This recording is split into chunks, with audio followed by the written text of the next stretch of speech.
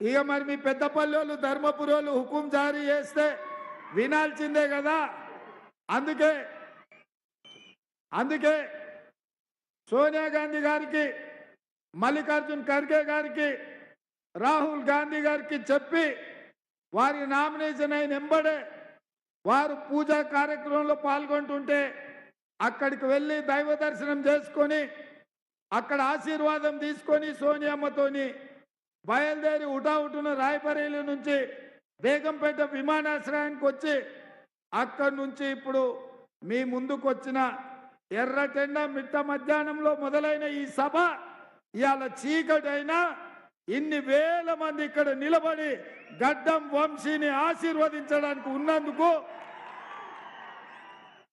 నాకు సంపూర్ణమైన విశ్వాసం, నమ్మకం కలిగింది. మీరందరూ ఉన్నందుకు మీకు అందరికీ మనస్ఫూర్తిగా కృతజ్ఞతలు తెలియజేస్తున్నా. ఈ ప్రాంతానికి, ఈ పెద్దపల్లి పార్లమెంటు నియోజకవర్గంలో ఉన్న శాసనసభ నియోజకవర్గాలకు ఈ పార్లమెంటుకు ఒక గొప్ప చరిత్ర ఉన్నది దేశంలో. ఈ ప్రాంతంలో మంతని శాసనసభ నియోజకవర్గం ఉంది.